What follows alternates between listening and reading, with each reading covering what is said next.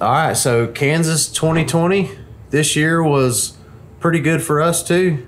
Mike and John got it done, and so did we. I always hunted that 180 track. It was good for you last year, right? Yeah, I killed a really good buck off of it last year. Really super proud of that buck. Everything was just right on that property that year. It's always been that south wind Property. hunt. Yeah. That property it's just perfect for a south wind. The thing about it, the south wind, if you get a different kind of wind, you might as well go to another property pretty much. Yeah, yeah. Which we've been talking, you know, me and you, we typically hunt that 180 track more than John and Mike and everybody else. We're the black sheep of the bunch, I guess, and they put us on that property. But it's a great property. There's nothing wrong with it. Anywhere in Kansas, I think, is a great place to hunt, you know? Especially, I hunted it. I was solely the only one that hunted it the first year we had it. Yeah, you actually were really the only one to hunt it. I was the only one. So I hunted. I seen a lot of deer travel from where we had the stand located, because we located that stand because right there below that stand was a huge rub line, just back and forth. Yeah, yeah. I mean, I remember the first rub we found there, just up under where we actually placed a stand. That sucker was this big. I mean, it was a really good rub, and he had just shredded that thing. And it was just a rub line right along the edge of that creek bank. Yeah. Right where your deer come out and cross you and you got the shot on it. Yeah, yeah, absolutely. You know, when you hunted it that year, you didn't really see, you didn't see that magnum buck, or, you just seen, just average deer, and you hunted it hard, but we don't know what happened to that property before we got our hands on it, Yep, exactly. So we stuck with the property, we leased that property out again in hope of, we actually lost a piece of property. Yeah, yeah. One of our best piece of property, the landowner ended up selling it. Selling the property. So we didn't have access to that land. You've killed one, two, several. Me and Mike, we've killed several deer. Several good bucks off of that property. So we lost a really good property there, but we decided to keep the 180 because I was the only one that hunted it, and I told the guy, I said, this property has got potential because... Yeah, you felt pretty strong about it. I felt good about it because, and I told you that year, I said, Rick, I'd go hunt that property over there because there's a good piece of property coming into that property. And you didn't go to Kansas in 2019. Yep. You did not go to Kansas with us. And I just had that south wind that one day. And I said, you know what? And, I mean, you guys have probably already seen the video. We can put a link up in the top and put that video up where you go watch it. But it was that day where, we got a south wind. Hey, I'm gonna go try it. And that was literally like maybe one of the first hardcore, I'm gonna go hunt this property moments that I had. Look what happened. I mean, it worked out great for my advantage. So then going into 2020, me and you were like, I think we're gonna go hunt the 180. I mean, we were excited about the 180 more so than what we have been in the past, Going into 2020, we just felt more confident with the 180 track. We relocated where I had filled my tag the previous year. We added in, a double set. We're just up here like two big old bears on this little small tree, but this is the spot. But I mean, how far? I mean, probably 50, maybe 60 yards. So there on that one little small corner section of that 180 property, here we have 4 stands. I mean, we look like, we just dotted the area up there, but it was to our advantage, It worked out really good because when we moved the stands, we could actually see it's kind of like a ravine or a draw on the adjacent property. You could see over into that draw a little bit better. We've seen tons of deer just going in, and they wouldn't come out for a long time.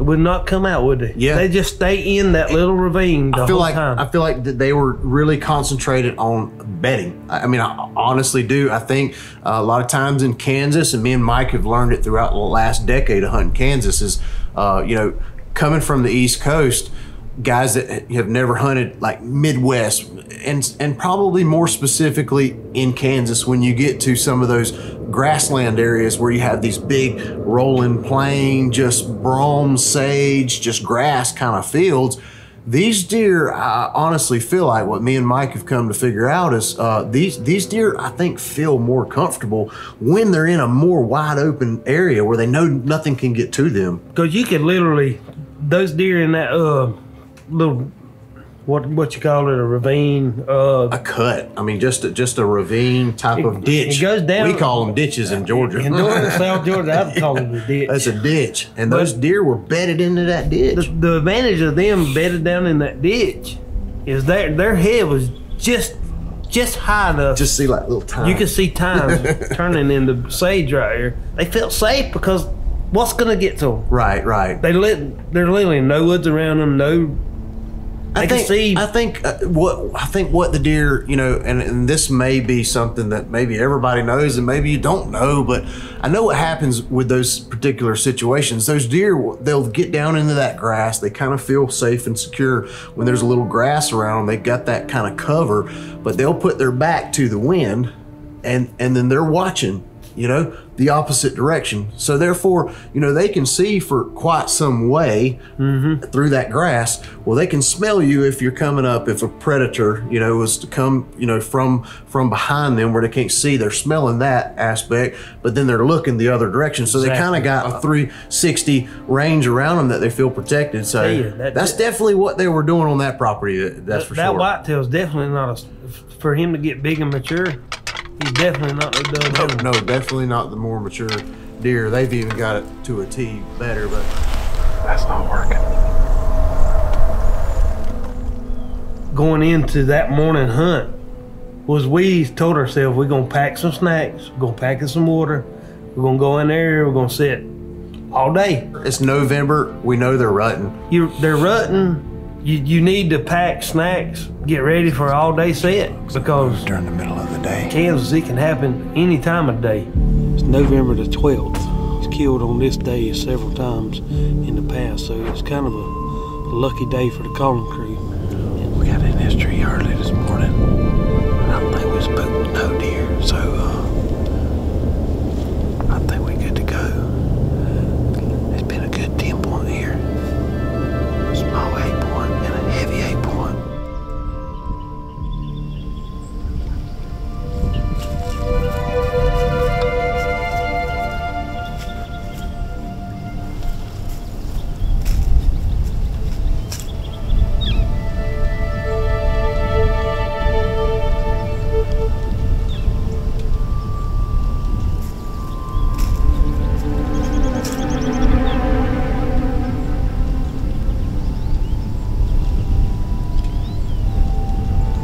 That deer, I told Rick, I said, I'd like to get a closer look at him because he was a tight 10-point.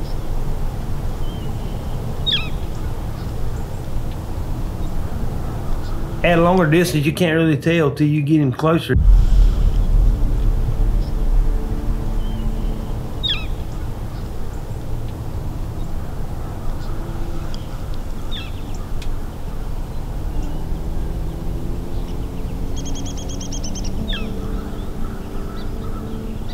The body size. I know the body size was young. He did look somewhat young, but he did need a closer look, and we got it.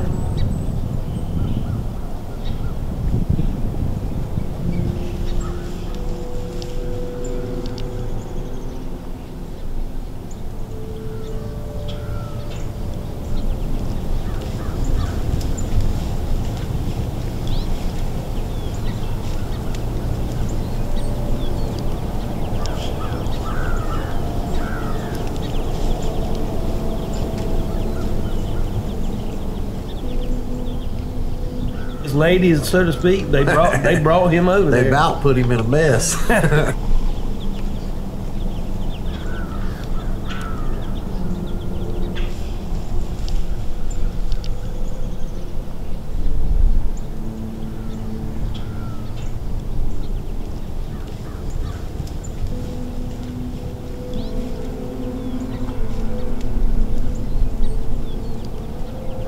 Got a little bit better look at him than I told Rick. I said, "Nah, I think we can get a better one right here." than him. So we definitely, I think definitely next year. He may be a potential. Yeah, definitely. I think definitely if he grows a little bit of mass, and he had decent mass. He was just not real wide, not real tall. I mean, he was just a kind of a tight 10, but definitely some potential for sure. The whole group as a whole, you know, we've decided that, you know, we're gonna partner up no matter how we do it, you know, and so that's what we were doing on this hunt, and me and you were just kind of flopping back and two, and you were just the lucky one that morning, weren't you? Got very lucky. Yeah. Happened so fast too. November 13th. I think sure cold morning here in Kansas. I think the thermometer on my truck was 20 degrees. I wouldn't doubt it. At the daybreak it didn't get down to 19, 18. With a little bit of breeze blowing. Wind's kind of calmed down now. We still got so many deer in this draw. There's a nice 8-point in that draw. Right at the crack of daylight, we slipped in here, got in the set early. But we've had some chasing going on the hill again. They went down in that little draw that they've always went down in. Ain't no telling how many deer's in that draw right now. We had one good buck go across the cut cornfield over here off the other property. We've had deer all around us again this morning. It's just a matter of time. We just got to keep them come over here. Rick was actually a little bit higher in the stand than I was, so he could see down into the ravine over there a lot better than I could. So he could take his binoculars and he could see deer bedded down over there in that ravine. He could just see their tines moving in the sage over there. So we just sat tough. We done got relaxed actually in the stand. We not seeing much movement. All of a sudden Rick said, "Buck, buck, buck."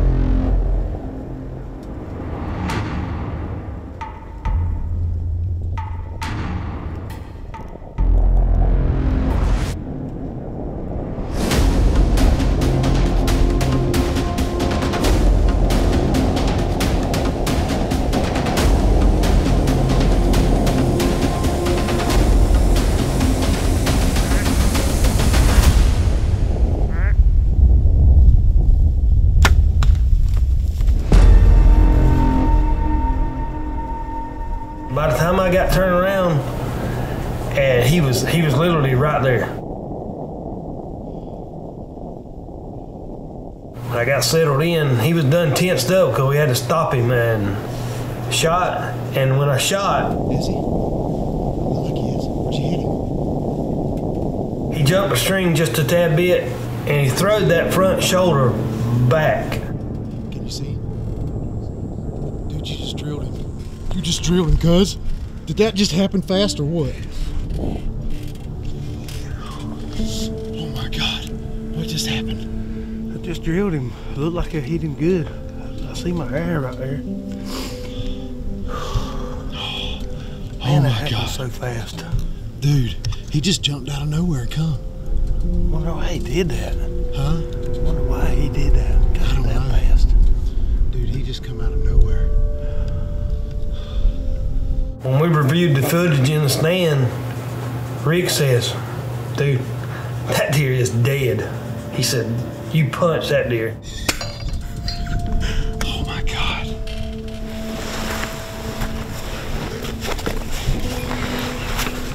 Let's go find him. I was still iffy when we got down out of the stand. I was real iffy about shot. I knowed I put it where I was supposed to, but it just, the way it didn't go in that far. That far. About had to hit a shoulder somewhere right there. He's dead, dude. Think so? I guarantee he's dead. I promise he's dead.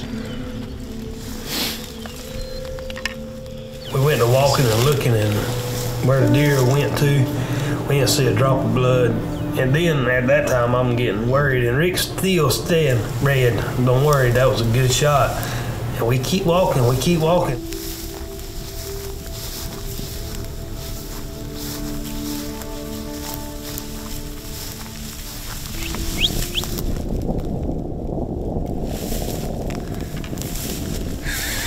Got it done, baby. Come on there, son. I told you he was down. I told you he was down. Hey, he fell right where we last saw him. Rick sees the deer before I do, and he don't say nothing.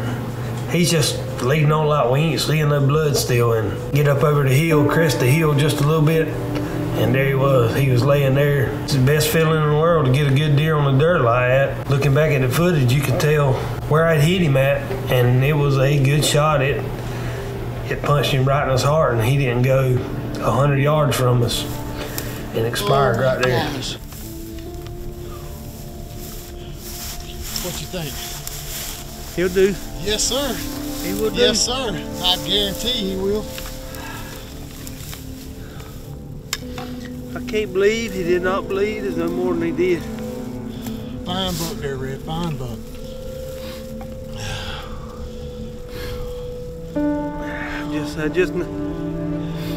I told Rick, I said, just give me a mature buck. And I'll go ahead and tag out. If he gets you hard up like he did, that's all that matters.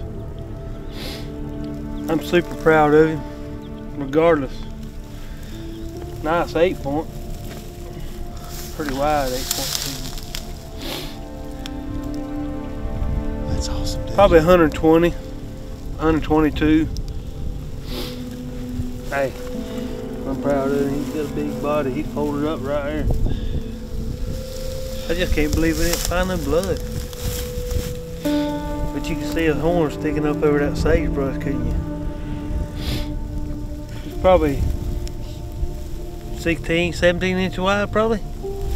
Might be a little wider than that. That's a fine buck right there. Where we hit him.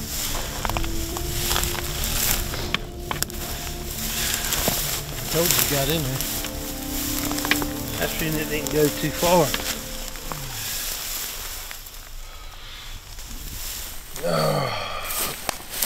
Yes!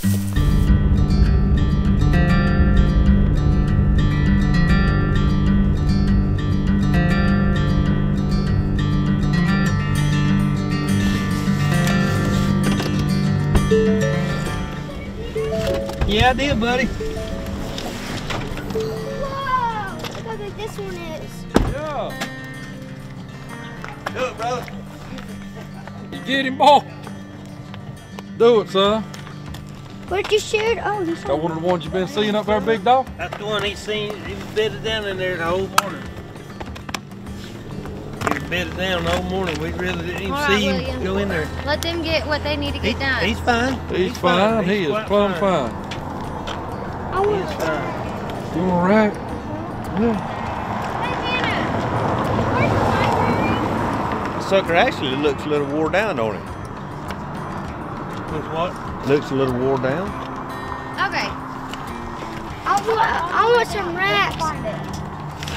Hi, we watch you on YouTube. Yeah, I told him he needed to hit that subscribe button. Hi. On YouTube? Uh-huh. I've never been on YouTube. Well, you'll be on YouTube now if you don't care. Dang, Red. I can turn down. We'll be on YouTube not only for your football didn't go team, far, but did for he? this Yeah. too. Yep. No, he was worried. That's, he thought I mean, that's a heart shot. Yeah, I told him. Mm-hmm. I said he was worried to death, and I said if there's any blood on that arrow, you don't have nothing to worry about. See what he did? He kicked up when he was already. on He YouTube. jumped the string and it kicked up like right there. And he heard it going probably that far. But he went on top of the hill and got that heart done. That's where that heart lies, right? You see that bone right there? And the scapular blade? It lies right in there. Right there. Drilled it.